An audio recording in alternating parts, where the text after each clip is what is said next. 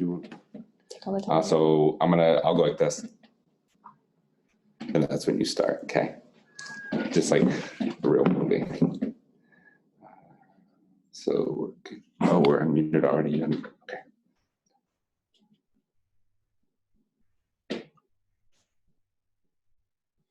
I'm Sue Hall-Dreyer, and I've worked in the field of supporting other people for the last 40 years. I have my undergraduate in community health education with a minor in social welfare and my master's in human services.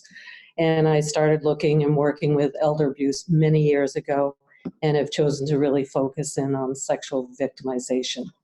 So for today, we're going to talk about abuse in later life, particularly supporting older victims. And what I want to start out with is that we know in this country 4 million older adults are abused on an annual basis, and we think 2 to 4% of those are sexual in nature. In Maine, actually, the last head count was 33,000 older adults had been abused. And again, if we apply that national statistic, a small percentage will be violated in a sexual way. So as we move through this very brief discussion, to talk about what it means to be sexually abused in later life. And it's frequently broken down in hands-on offenses, which are the typical offenses we think about, hands-off, and harmful genital practices. Hands-off offenses are exploitation, the use of force, which usually is not physical, to get somebody to perform in a sexual way without touching them. There may be exploitation, sexual harassment, which is this or that. And then, of course, demeaning the older adult based on age, gender, and their ability.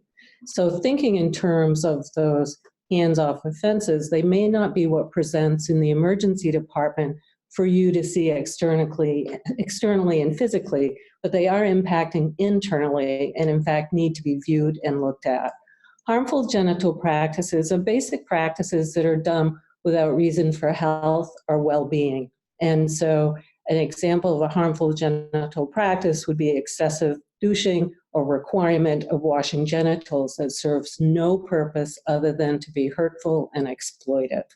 So as we move on, we'll talk a bit about potential indicators of elder abuse. And certainly looking at changes in personality is important to consider. There may be other reasons, but it certainly is a red flag to me. The fear of certain people, physical characteristics, and/or places, refusal or reluctance to engage in usual hygienic activities, and that may mean the person who usually has showered or taken a bath or liked to get his or her hair done all of a sudden refuses to have that external stimulation and doesn't want to take a bath. And in fact, I think about a case of a woman who started wearing layers upon layers of undergarments so nobody would touch her and would not force her to take a bath. Social isolation are not allowed to visit alone. Those are key operatives to me, regardless of the gender of the survivor victim. And that is the purpose of social isolation and not being allowed to visit anybody on their own is that the secret won't be disclosed of what has occurred, or at least somebody trying to say, help me, this is what's happening. The challenge support system basically means the support system outside of the individual who in fact may have their own issues going on. And so the priority of the older adult falls to the bottom. And basically, as long as the older adult gets some food occasionally, maybe their meds, so be it. The person may, in fact, verbalize problems or conflicts with caregivers. In my experience, most survivors are very careful about what they say because the fear is they'll be removed from the home or lose what they know best. So they may verbalize problems, but they'll minimize and hope there's a solution that won't impact their life in a further way. And then when we think about severe anxiety, fearfulness, and depression, that may be a natural part of aging, but it certainly is an outcome, particularly if it's a change of behavior for someone that hasn't been anxious, hasn't been fearful, and all of a sudden is depressed in a way they can't get out of it. So moving on, we'll look at also, has there been a sudden or swift decline in health?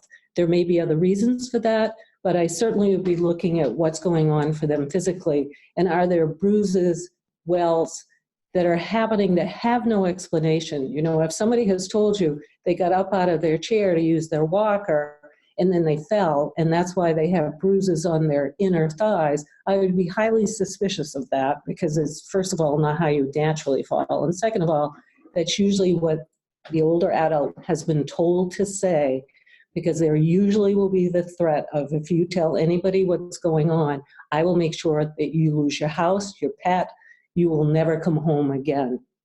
So we also look at genital or anal bleeding, and sexually transmitted infections need to be paying attention to. Although the older population seems to be growing with STIs, it's a very different process when it's consensual sexual engagement between two or more adults versus the adult who's not had any consensual activities that ends up with an STI.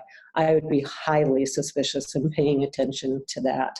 And then looking at sudden or recent difficulty in walking, standing, or sitting, that really goes with what I said earlier. If there's been a change in mobility, I would not rule out there's been some kind of abuse. I actually would rule it in as you're looking at the history and physical.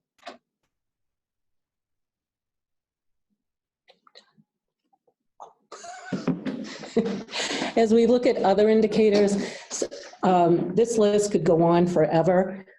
Personal belongings are missing. Be aware that for some offenders, people who are abusing, it's usually more than a one-time incident. It usually can be chronic.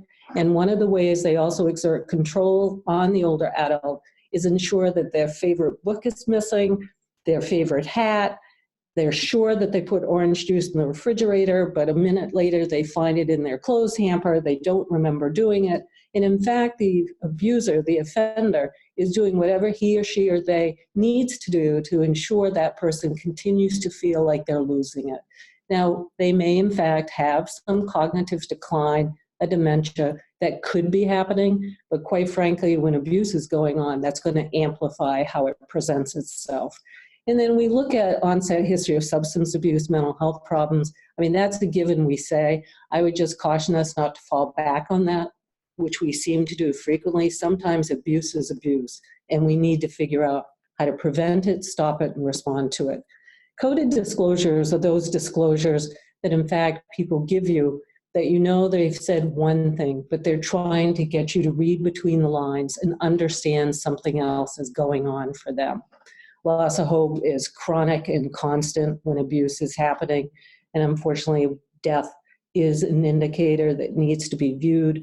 We know from various studies and surveys that people who are abused usually will die faster, 3 times faster over the next 10 years than peers who have not been abused.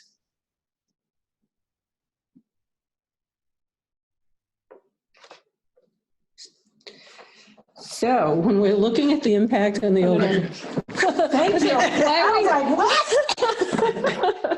I told you I was going to be adding things in I didn't for the first time. Feel free to edit. Yeah, that was great.